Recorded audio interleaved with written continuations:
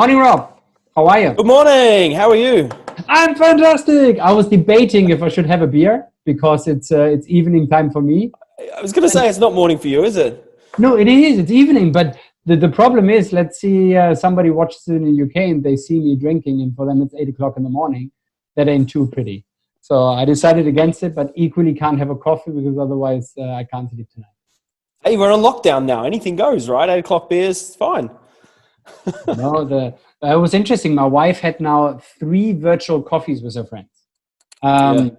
And I'm still waiting for my first virtual beer because I just find it bizarre to drink via Zoom chat. That is one of the barriers that I still need to cross, I think, when it comes to that. If it would be in VR, different story. Why would VR make it a different story?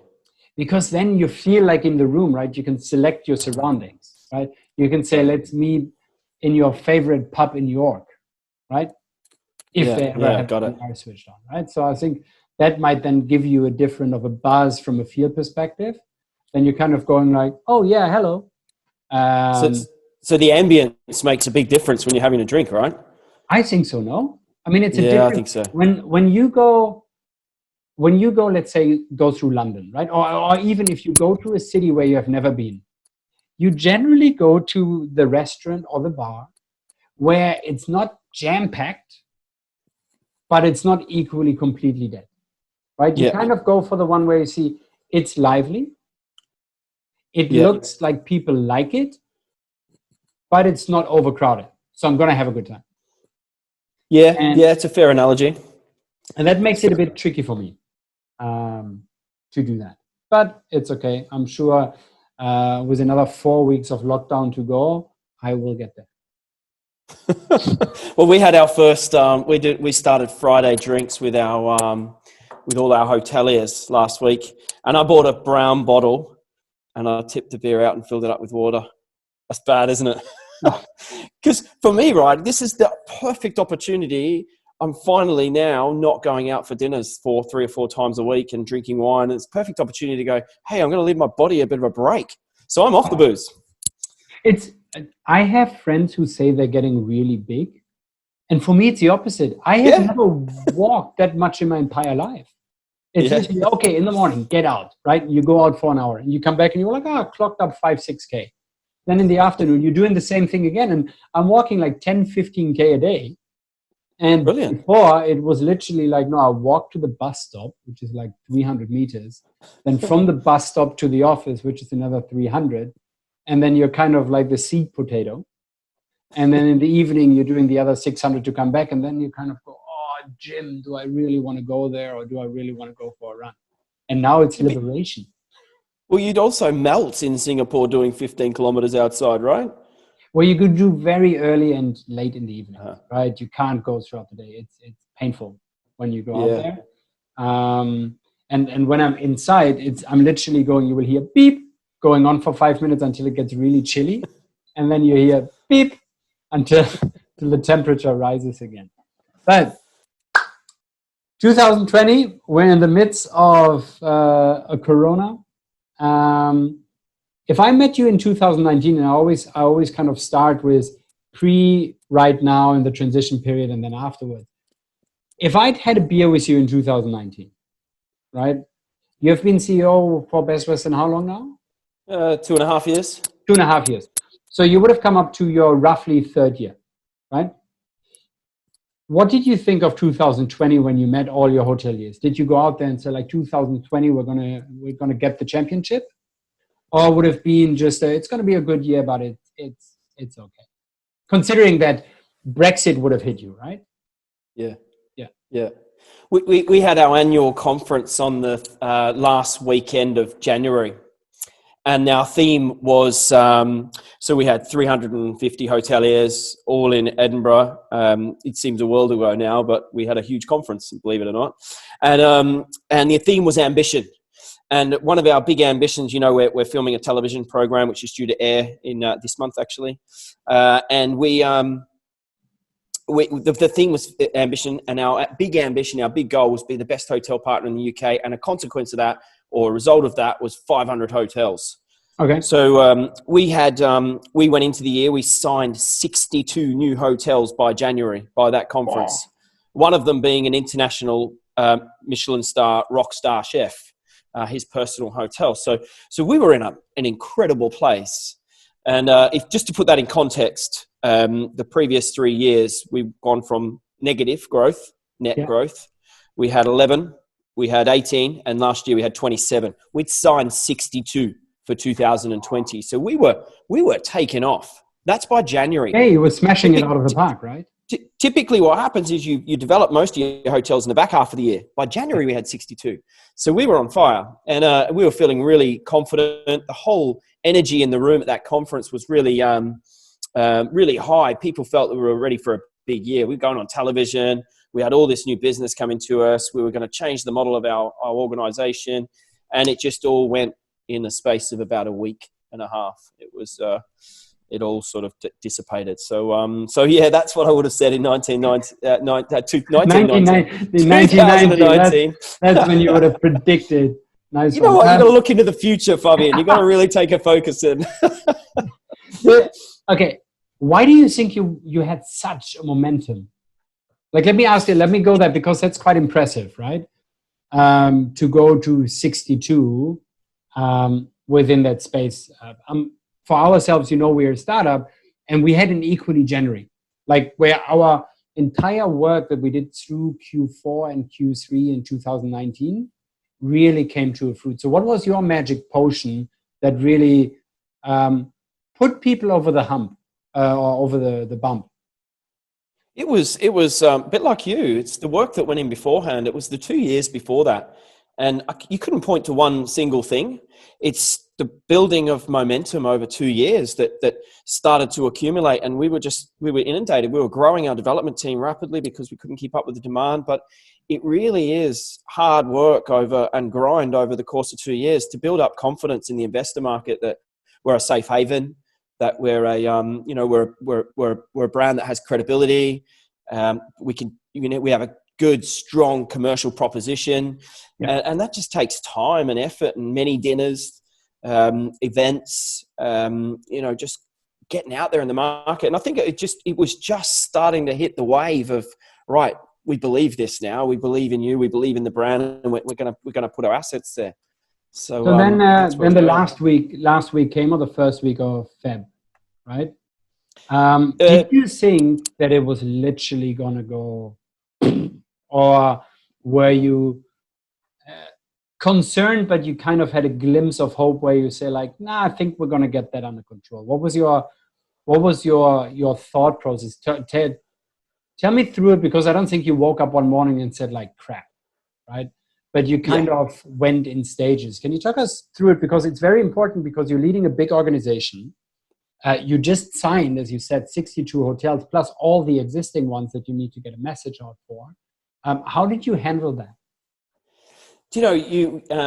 Recognizing a crisis is near on impossible, because typically a crisis, the term crisis is it's unfamiliar, and you're not used to it. So the word unfamiliar means everything, and you're almost born in, your thought process is born in biasy a little bit, because I look back to SARS and bird flu and all, swine flu and all the different in recent times pandemics that were threatened the global situation, but didn't really go anywhere. So your thought processes are born out of biasy, and I was probably just like Boris, was running around shaking people's hands, thought he was invincible, and over time you quickly realized that wasn't the case. So at first I was pretty optimistic, and I felt like it wasn't going to be a huge impact that it was.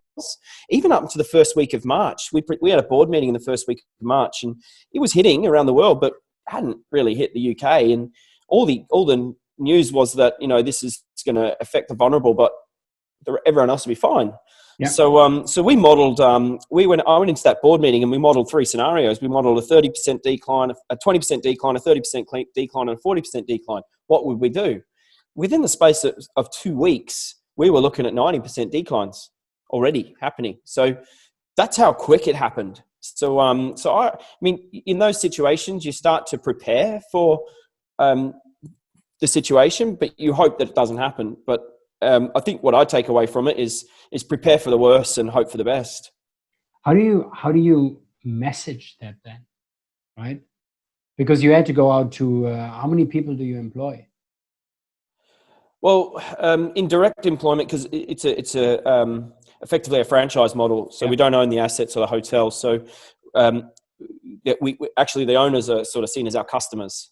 Yeah. So but we still got a narrative that needs to go that way, and then we've got about ourselves about 180 staff here in York across our two businesses. So when you looked at the 180 staff members, right? There was a lot of companies that then really just went and cut, right? How did that work in the UK? Because I saw on the news that throughout, or at least in the beginning, the financial aid packet that was put together seemed to be pretty well received by everybody and equally internationally seen as a really, really good standard. Were you concerned about what is going to happen to all of those people over the next couple of weeks and months? Yeah, that was the first concern, and the first crisis for us was to work out what we were going to do with our people, because that's the biggest prize asset you've got in any organisation. So that was our absolute first immediate concern, and there was a team of my senior team here in York. We came together and we were meeting every day on how we were going to manage this. And actually, the package didn't get announced until sort of late in March. So by that time, we were already seeing forward bookings declining by 80-90%. And we had to take action at that point. So we'd already come up with a plan. And what we set out our plan was from the start was we wanted everyone to be, we wanted to hold on to everyone. We wanted to keep the team together. And that's how we set about our plan. So, but we had to do it in a way that the business could survive, because otherwise no one's kept together. Correct. So I remember it developed over about the course of 5 days. And then we had a meeting and everyone knew something was up, because it was obviously well into the crisis at that point, and people come in and our team was, that day, we all, it was a very emotional day. There was a bit that caught me out really, really big time, but in terms of the emotion, but that whole team just galvanized together, and we all just went, every single person in that room said, we're going to make, this is going to survive. We're all going to survive. And it was really inspiring, I have to say. There was a moment where there was a couple of people who were inside certain period of employment, and they were facing at that time, because there was no package from the government, they were facing at that time no pay for the next 3 months. And one of those people put their hand up and said, is it all right if I continue working? And I said, sorry? She said, I just want to keep working. She said, I don't care if you don't pay me, but I want this company to be here and I want to keep going. I love working here. And at that moment, I mean, I lost it. I had to turn around and walk away because it was just so emotional. But that was the mood of the room. There was not a single person in the room was going, no, I'm not buying into this. They were just, yeah, this is what we've got to do, and we've got to make it survive. So it was inspiring. So how did you then take that energy and bring that into your daily life? Like, tell me, how does Rob approach his days today versus 3 months ago? Right? It's going from the big, hairy, audacious goal to now possibly managing and being baptized by fire, right? Yeah, it's funny because after we worked out what we were going to do with our staff and our team and how we're going to keep that unit, that group together, we went to 2 other areas. How do we reduce all of our outgoings now that our team's protected? What can we do with our software licenses, energy, all that kind of stuff? And what can we do from a revenue point of view? And that was where a really different journey started for us. And I was only remarking about this week to say, wow, 3 months ago I was, having wine dining dinners and whatever. And now we're trying to work out with government how we get planning permission to change the use of a hotel to a hospital. And all the legislation that goes with fire risk and liability insurance and PPE and safety. And I mean, I would have never expected to ever have these conversations 3 months ago. So it's another world. But that early in the piece, it was a Sunday morning and on quite a popular show in the UK, the health minister was on, and he was talking about capacity, and he was challenged on saying, look, you have 150,000 beds in the UK, and the estimates here are that you're going to need up to 500,000 beds. How are you going to deal with that? And he said, well, we've got empty hotels across the country, so we'll look to that. And the moment he did that, I have an incredibly smart and brilliant PR guy in the company, and he was texting me saying, let's drop a piece to say we offer up our hotels. So do it.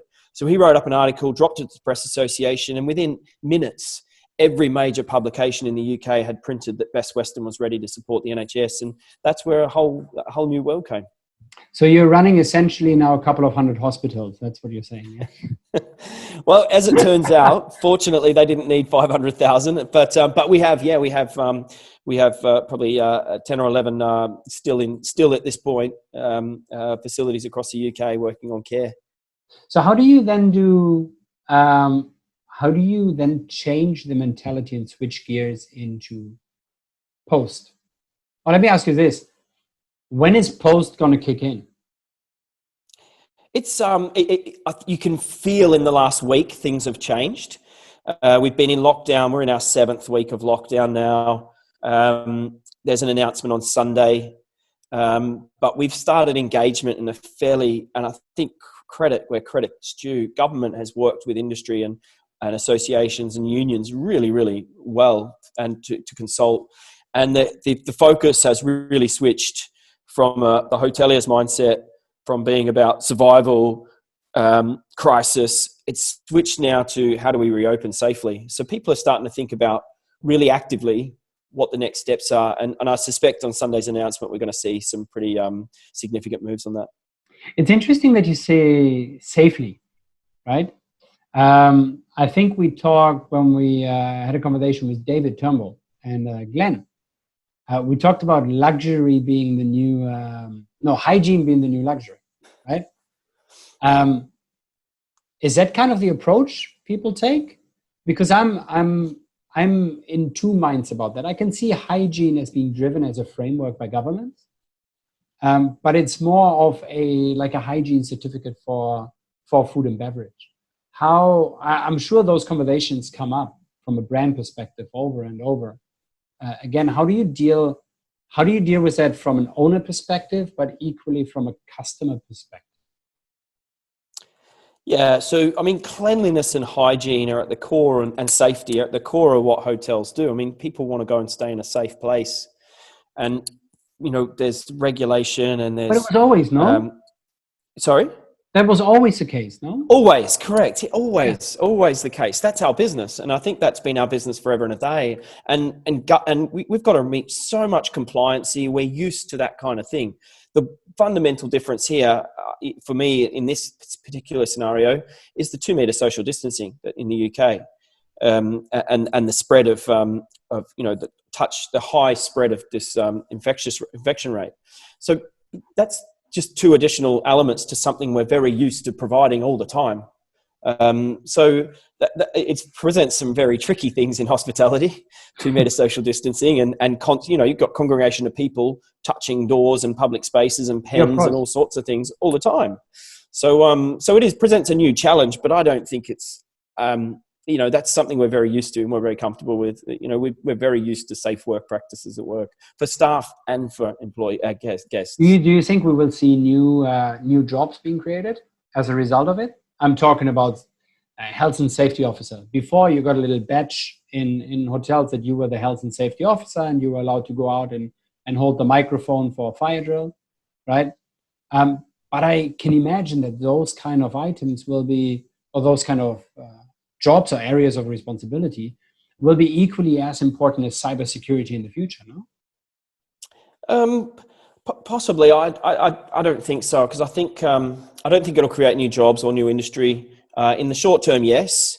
I'm probably getting 4 or 5 emails a day, people trying to sell sanitizer stations and plexiglass screens and all sorts of different things are popping up, and they've all got valid, very, very a lot of merit. But the moment a vaccine exists, I think this will be very quickly forgotten. The moment a vaccine exists and someone says, hey, you can come back and watch Manchester United play against Liverpool, that stadium's going to have 70,000 people in it, packed to the brims. People are going to see that on TV and go, no one's getting this anymore. It'll be quickly forgotten, in my opinion. And not forgotten because it's going to have a deep, long-lasting effect, but the cleanliness, hygiene aspect of it, I think people will go back to their normal lives pretty quickly. What about then travel bubbles? Travel bubbles are when two or more countries form an association to say, I'm accepting people from that country, right? So for example, Australia and New Zealand might be the very best, always doing joint, always very close together, right? There's also talk that a lot of people are now going away from air travel and onto the cars, right? So the first kind of trip, regardless if you call it revenge trip or anything else, will be something where you still keep a bit of distancing in the back of your mind. So I'm not going to a tin can with 300 people, but I'm going to drive forward, right? Is that something you're going to expect for your hotels to come? So an intra-UK kind of travel? And then if it starts, is it going to be directly we're opening up to Europe? Or do you see little bubbles coming up?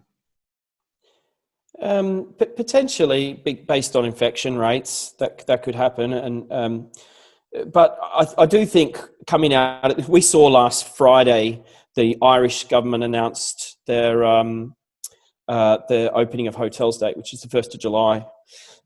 We've already seen some data coming out from various platforms of bookings, forward bookings, and that forward booking pace for the last 3 days has been back to 2019 levels, almost back to 2019 levels. So there has been a huge pent-up demand, and a lot of it is for, which is what we're going to expect as well. It's not for city centre business hotels, it's leisure. So it's your coastal areas, it's your lakes districts, it's retreats. So that's where we're going to expect a bit of a surge when there is a date announced, if and when that is Sunday. So I think there is a lot of pent-up demand for domestic. International will go down, but I think you just got to look at this as swings and roundabouts, because what will happen is we'll have more domestic travellers, but we're going to have less people coming internationally. So I think it's just it's a change of your marketing strategy as opposed to a huge change in your overall commercials. I see it as a big chance for second and third tier destinations to really knock it out of the park, right? Yeah. Because if you go domestically, you can go London, you can go Manchester, you can go Liverpool, you can take any of the big cities, or you can see, let me go to that little beautiful village somewhere where it's stunning, right? And I would normally never have gone there. Are we prepared for that as an industry? In your opinion, are we prepared for the second and third tier cities to raise, and I'm not saying raise the bar, but to deliver on possibly too high expectations from a customer? There is a risk of that. I haven't really given that a lot of thought, to be honest, but there is a risk of that. This is why I like talking with you, Fabian. You've come up with angles and thoughts that I haven't, that are thought provoking. I don't think so. I think that infrastructure-wise, if I think about roads going into some of those towns, maybe that could be a challenge from a congestion point of view. But I think from the hotel's perspective, other than capacity being constrained, which would be a very, very good thing, I think whether you're serving someone from Spain or you're serving someone from the UK, you're still serving people and hospitality. So I think we'd be in a place to fulfill that demand. Okay. And I probably, I'd like to think there'd be a huge constraint on capacity, but I don't think there will be. I think there'll be a nice resurgence through the summer, but business travel is going to really struggle to come back. So I think, it'll be short-lived. As soon as we come out of the summer, a lot of those seasonal destinations, which are those small towns that rely on tourism and leisure, you're not going to see that surge through the winter. I think they're going to come back to fairly normal occupancies and be challenged. So I think it's a long road to recovery. I'd like to think there's a huge bounce back which will overwhelm us, but I think it won't be. Certainly won't be that outside of summer. Now you mentioned corporate travel, right? People beforehand who didn't want to do online grocery shopping now were forced to do it. people who didn't want to do video conferencing. I mean, to the extent right now, I find it weird when I chat to somebody right now and they have their video off, right? It kind of freaks me out because I go like, hang on 1 second, why am I allowed to see you, right? 6 months ago, you would have perfectly had a Zoom call without the face-to-face on. And that has already changed. Are we going to see that in our work life much, much more? And is that going to be impacting, you said corporate travel will have a time coming back. Will corporate companies now say, hang on 1 second, I don't think we need all that corporate travel anymore? Yeah, I think they'll be forced to do that in the outset, because the problem is right now that a lot of businesses are being cash depleted of all industries. So immediately coming back, they're going to want to restore those cash reserves or try to protect those cash reserves. And, travel is going to be a very high on the agenda one to say, right, do we really need to do that? We've just managed by working at home for 3 months and using all these tools. Absolutely, everyone will look at that. And that's why I think corporate travel is going to be a real challenge for the rest of the year and probably into next year. So I do think operators need to think about purpose of their buildings. And I've already started several conversations with some of our hoteliers about repurposing to to mid-stay accommodation. You're talking repurposing or redesigning? Making tweaks or completely redoing? A bit of both. In some cases, I think if you've got a lot of meeting space, I think really now is the time to think about what you want to do with that, whether you want to convert that into a health club, more bedrooms. I think there really is a case to consider that. We'll have to wait and see, but I do think that's going to be a really constrained area. And that's major reconfiguration. But then you've got some, large rooms that you could quite simply, put certain facilities in that room and create some public spaces that allow, a communal kitchen per floor or a communal lounge area per floor or something like that. So there's some lighter, simpler touches that can be done as well to make it sort of to tap into that mid-stay accommodation market. Now, you said you kept most of your staff, if not all staff members. Try to, right? When is it time to recruit again? Because that's going to be a sword on. So now you're seeing some of the demand coming in, right? And there will be, I see it a bit like the stock market. You see it going up and then you see kind of a retraction and people go like, oh, was that it? And then you kind of see the next curve going up until people believe, okay, we're now, I don't want to say in the bull's market, but we're seeing more bookings coming in right now. And at that point in time, people will think, do I need one more person, right? Do you think it's now the time for people going gangbusters on technology, i.e. just automation? Or do you think they will go back to the levels of employment or less or more?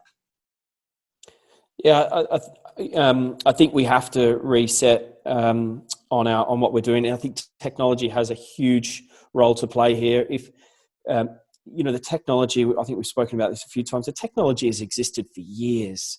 And I kind of find it frustrating that there's some really, really good, strong return of investment technology out there that just hasn't been adopted. And I think this is the catalyst for that technology to be adopted. And that's certainly a play that we'll be making a case for at Best Western with a lot of our operators, is just to find a commercially viable way for hoteliers to adopt technology and change the way they work, particularly with a lot of those back office roles that are just administrational.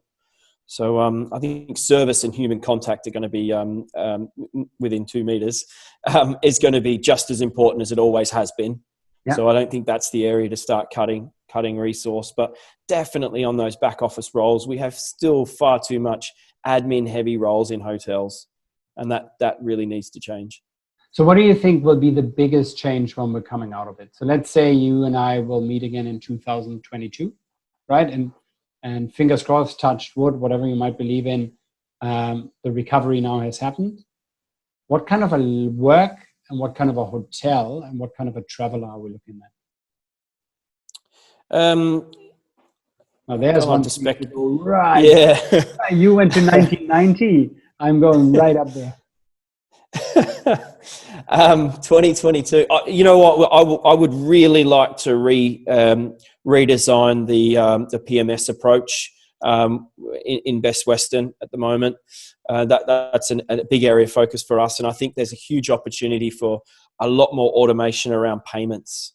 So I would say that's one of the biggest areas of admin created in hotels, and manual labor and pointless manual labor that exists You do today. realize you will get a lot of phone calls after this after this goes on air, yeah.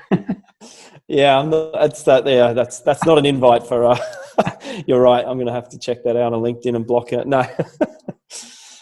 Yeah, I just think there's a huge opportunity in that space. And from the Village experience, when I started the Village experience, it was all about, we want to have automated check-in and we want to be known as a tech brand.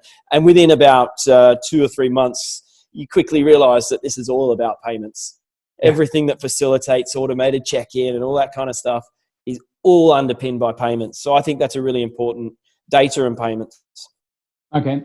And from a customer perspective, how will they choose the hotel of the future? I can't see. Let me ask, how will you choose your hotel when you go and stay somewhere?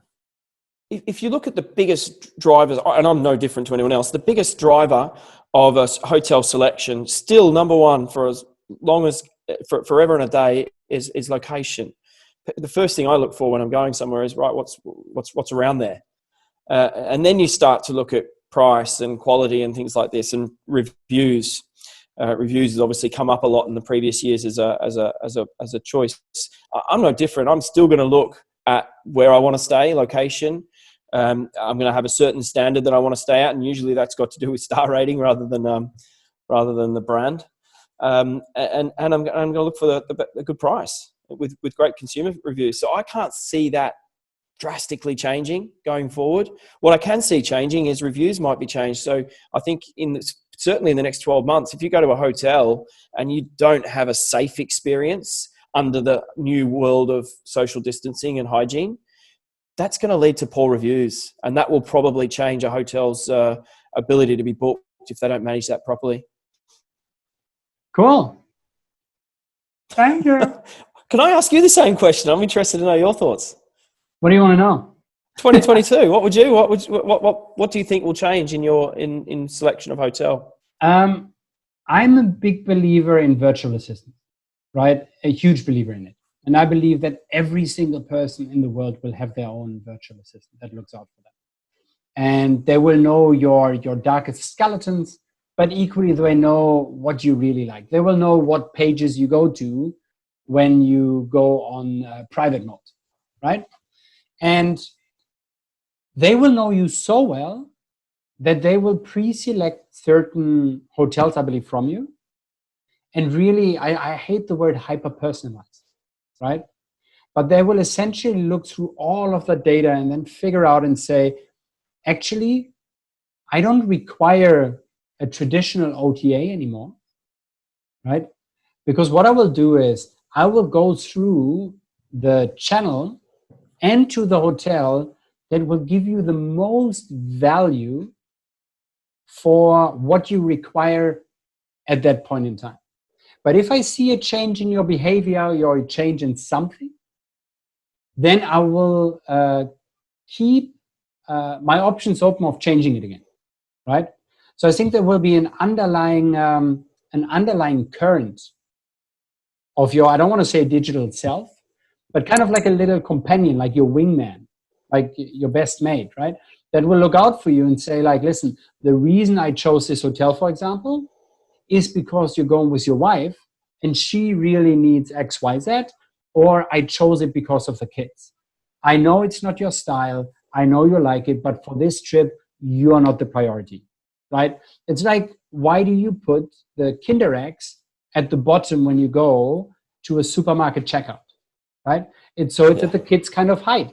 And I think if you use that kind of approach, that's how we see the distribution landscape evolving. And I agree with you 100%. It doesn't matter who I look at. It doesn't matter what I look at. It really depends where I spend my money, right? And if I know of what I need to spend my money, you can kill 90% of the advertising because it's all dreamy stuff. It's all stuff that I might want to have. But the virtual assistant will very quickly go in and say like, yeah, I know you're looking at that ring for 20K, right? But it ain't in your budget, right? Or we got to make room in order to do that. And I think it will find the fine balance for the traveler. And don't forget, that will apply also on the other hand. So we're building a virtual assistant, or we have one that is out there. And there will be, I believe, a negotiation between both of them. A programmatically data-driven negotiation of saying, hey, Rob is coming to town, and that one says like, oh, that's great, who's Rob, right? And then you will kind of have this speed dating going on in an underlying technology to say, I know Rob wants to say, but Rob is not our customer, right? Here are the 5 reasons why Rob will not enjoy his experience, right? At the moment, he likes to go to the spa is closed, right? The pub that he would normally go to, equally closed, right? So much better for him to go there. And I think we're going to live in a world where all those subtleties will help us become more human and do what we really want to be fulfilled versus what we think what we want, right? And what timeline would you put on that? I think if VR and AR plays it rightly, it's going to be super quick. I mean, I look at the adult industry normally for what kind of technology is happening right now, right? And even now, new things have been developed because of circuit breakers, right? It's unreal, the innovation that has gone on there. And other things are things like, if I can experience it beforehand from a VR perspective, from an AR perspective, yes, it's clunky at the moment, right? If you want to feel the sun, you got to put on an entire suit and then you can feel the sun. But there's already things where, I think in Hong Kong, you put on your VR set, you essentially get given the guns, and it's a bit like Laser Quest, right? But you are in a virtual world, right? And you are running around with your mates, shooting everywhere, and it's a huge empty warehouse, right? But everything is designed so you got to jump over things, you got to crawl under things, and they've kind of replicated it in very basic terms. Yeah. But people kind of want to escape from that, and it's already there, right?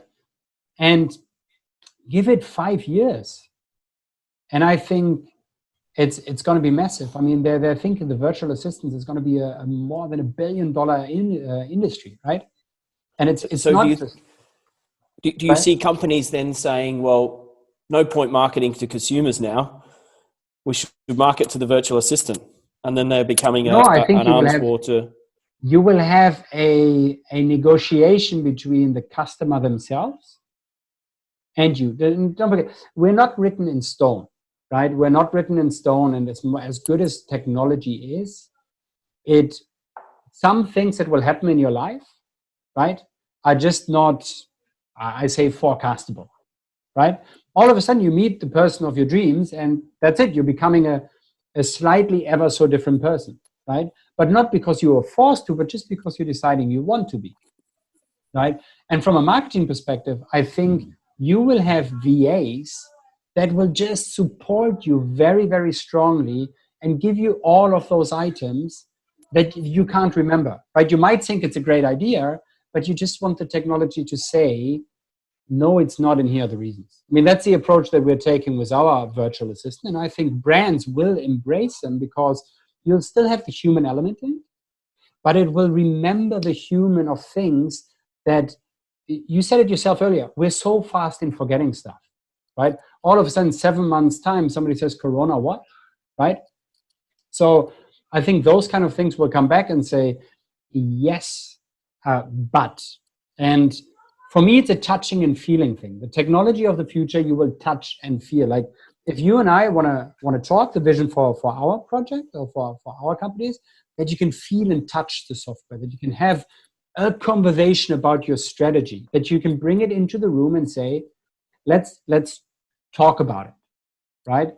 And it should be no different for you that you're giving a marketing, but you're equally getting feedback from the other virtual assistant or the other customer saying, the reason why you weren't selected, Rob, is because of this, right? So it's not we're being mean or we don't want to, right?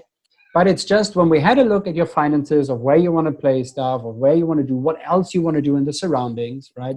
What your other people that are surrounding you is doing, we weren't the right fit for you. And hotels will go away from the mentality of let's have everybody sleep with us to a very who is my perfect customer. And therefore, we're driving that fulfillment and that passion for travel to the next level. And now that you get me going, a lot of technology is single profile based, or we're taking like-minded profiles and putting them together, right?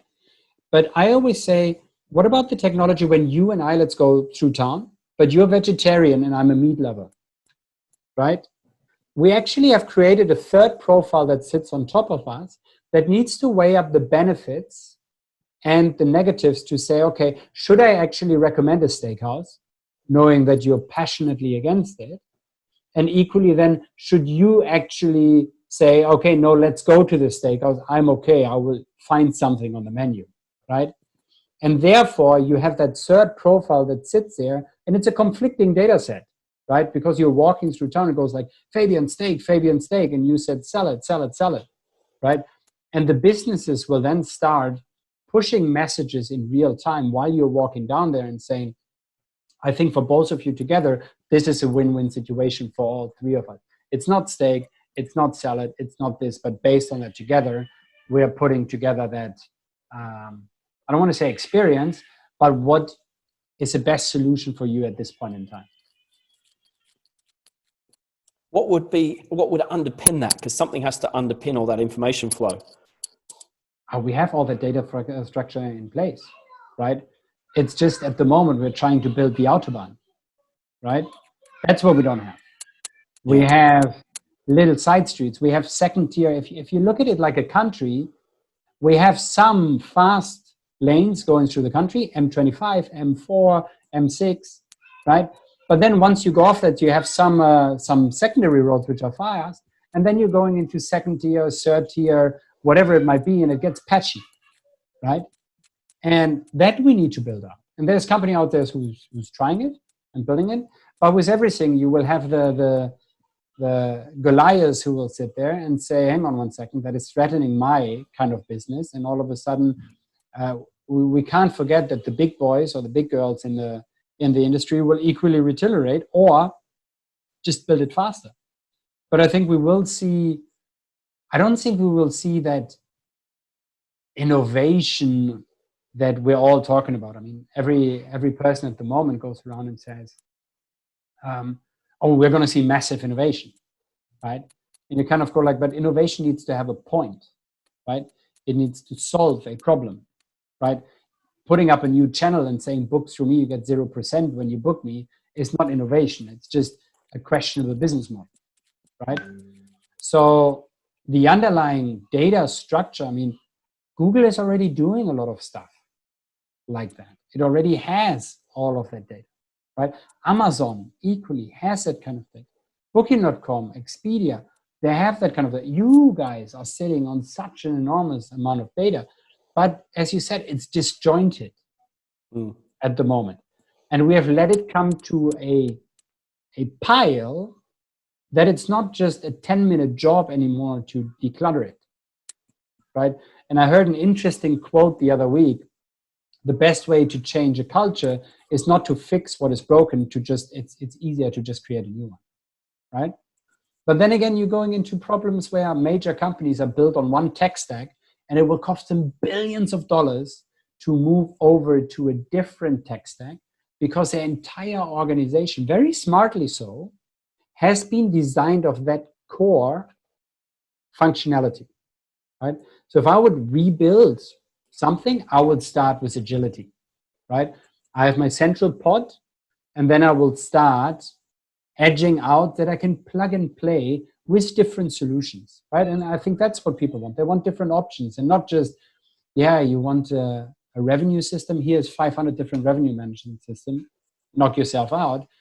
But for companies to actually put their foot down and saying like, no, actually, we only want to work with those three, right? Yes, you can go to others. That's not an issue. And we facilitate that if that you really want. But we believe that those three are the best for our customers, because you said it rightly earlier. All of your hotels are your customers, right? Hotels have customers. They are your customer. So what do? You will get reviews or feedback, right? You'll make sure that you deliver on the goods that you promise and the big goals.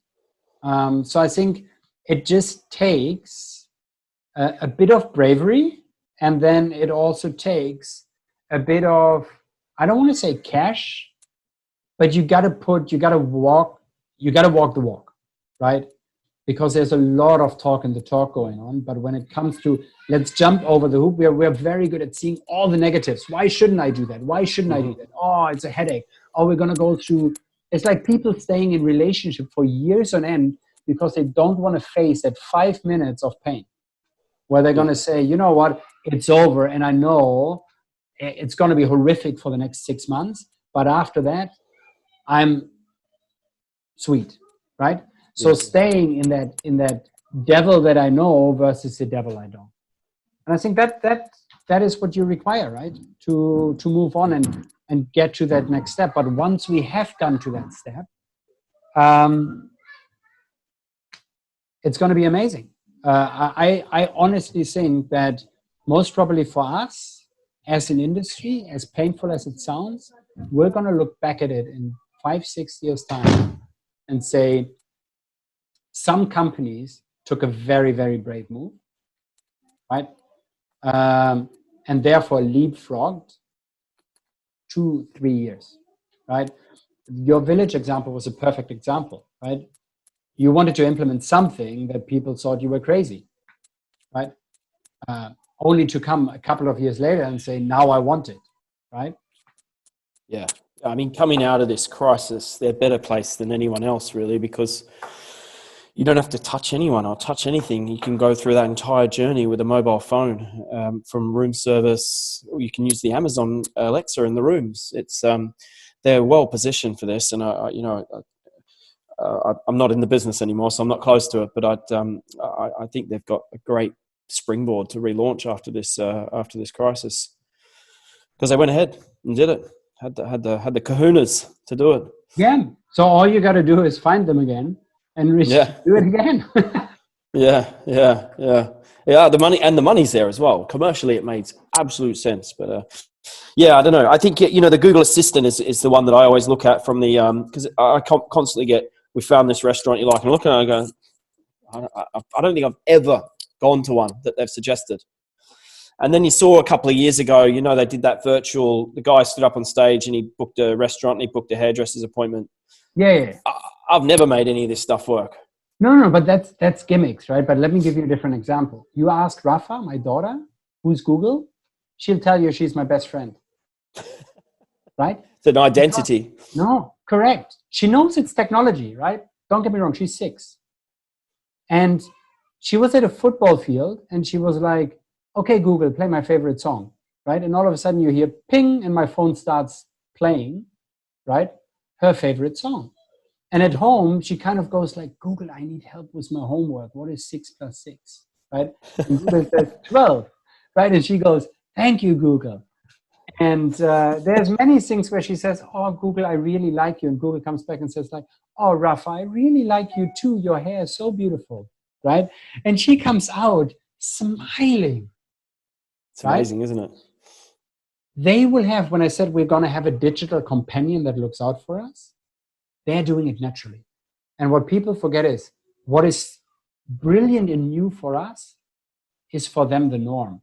Like when I call my daughter on WhatsApp and I don't have the video on, she says, why would you ever call me without video? She does not understand the point of doing that. She doesn't get it. She goes like, why would I do that? That's silly. Like, you have a phone to look. And I kind of like, no, that's not. It's not a Game Boy, right? So we're just conditioned to hold it to our ears, and actually. Yeah, but funnily enough, so I had this childhood memory where I watched a cartoon called Zoo, the Olympics, right? It was from 1980s. And in my mind, it was this amazing cartoon. It's about animals, of how they're doing different Olympics, right? And I was mesmerized by it as a child.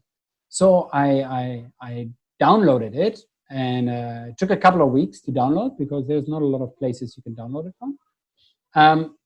And then I was so excited that I put it on for them, and I literally switched it off after 5 minutes because it was so bad. My kids were completely disinterested. And I was sitting there and going like, my memory has just been crucified. Right? I should have let it stay there of being beautiful, because now, oh my God, what a horrific experience. Right? It's amazing, isn't it? Yeah. So for them, I think online, offline will be completely, will be the same, right? Yeah. I think it's how we're gonna, as adults, we're having a really big, a big impact on how we're explaining them of how the world is currently working, and why they can't go out and what they can't do, right? And they have questions. Will it forever be like this? Because they don't have the concept of time, right? Yeah, yeah. But equally, they're saying, I want to go back to school. And then the next day, they kind of like, oh, I actually don't like going to school anymore, right? It's much cooler at the iPad. And you kind of don't want to give the iPad, but it's home learning, so they need to use the iPad. Then you give them the iPad and they hang out on YouTube. And you kind of go like, no, YouTube is not schoolwork. And it's trying to balance those different things with them. But what they will expect from travel is going to be far beyond what we're capable at the moment. Yeah. Right? I think Jack Ma said it once. Don't build for today, build in 3 years. Build for in 3 years' time. Because if you build something to compete right now, you'll fail. There's other people out there. Build something that is ready in 3 years' time when nobody else had the vision for it. And I think we need to approach that mindset and really then work for that. And you know that when you write budgets, a budget for 1 year is fantastic, but it doesn't really help you where the business is going, right? Yeah, because you're doing minimal changes. You're not doing game changes. You're not going to say, we want to push the business over the next 3 years. Like, it's a statement for you to say, next year we're going to sign up 20 new hotels, right? And people go like, way, right? But if you go around and say, like, I believe we can increase by 400% in the next 3 years, all of a sudden you say, there's a couple of things that I need to do right now where you see zero impact, right? But once we are here, it goes that hockey stick. But that comes with trust. That comes with cash. That comes with what you said earlier, the cojones, to really pull it through, right? But I see amazing times for the travel industry. We just gotta start embracing what we do in our daily lives and see that our guests want exactly the same thing. And it's not complicated. I mean, I always say distribution is easy. It's like Tinder, right? If somebody wants to go, I mean, Tinder works on four principles, right? If you are in the wrong location, so somebody wants to come to London, but you're in Paris, you'll never show up. If you're closed out, you're not available. You will never show up, right? If your customer is on Cupid.com, but you're on Tinder only, they'll never find you. But if they find you, why do you look in the mirror when you just leave the house? Why do you give yourself this quick, how you doing, right? Because you quickly just want to check, do I look okay, right? Or are people going to run away when they look at me, right? And that's what we forget about hotels, is that perception is reality, right? You can only create a perception for a future customer. But based on that perception, the customer will convert, which is essentially falling in love with you until they meet you. And then it really... catfished. It becomes really obvious if you have lied about yourself, right? If you put, like if I put myself with vultural hair on there, chances are that person would come into the pub and look at it and go like, and can't find me, right? Until I say, yo, I'm the guy that's nearly bald, right? It's a good analogy. I like that. I might steal that analogy. Distribution is like Tinder. Bring it back to something very, very simple. I mean, I released an article today where I compare hotels to Colgate, right? Because what OTAs have done a lot of times is they have just put hotels on a shelf in a supermarket, right? And then you end up with this 32 different flavors of Colgate where you have no idea what is the differentiation between one and the other. One has a green stripe, the other one a blue, and then one has something that I don't understand, right? So the differentiation is completely gone because even Colgate needs a website to explain you what the difference is. It shouldn't be that different considering I'm brushing my teeth 3 times a day, right? And with hotels, it's the same thing, right? There's certain fundamentals you need to do and certain basics that you really need to just do, right? There's not even a question about it, right? People sleep in your bed. Have a decent bed. I know it's not brain surgery, right? But you can always make yourself look good. You just got to put the effort in and say, is it good enough for me to take my phone out and take a picture with my cell phone and then pop it on the website, right? Or can I actually do it a little bit better? It'll be like you showing up to this chat right now in a Renault t-shirt, right? There wouldn't be a problem for you to show up like that. But you say, you know what? It's not the right outfit for the right occasion, right? It's like when when my wife and I go on a date night, I'm not going to rock up in flip-flops and Speedos, right? You might like that. You could in Singapore, definitely. At times it's more comfortable. But you get my drift here. It's essentially just look at it very simplified and say, this is who I am and there's absolutely nothing wrong with it to be like this, because the people who accept me, the hotel, for who I am and who I represent, whatever that might be, right, will be the right customers. And as long as you're honest and open about it, you will get the right customers to you. Yep. Well said. Fantastic. Look, on that note, I've taken the Tinder story, and I'm gonna plagiarize that one at some point or another. But I've got another call coming up in 15 minutes. I've got to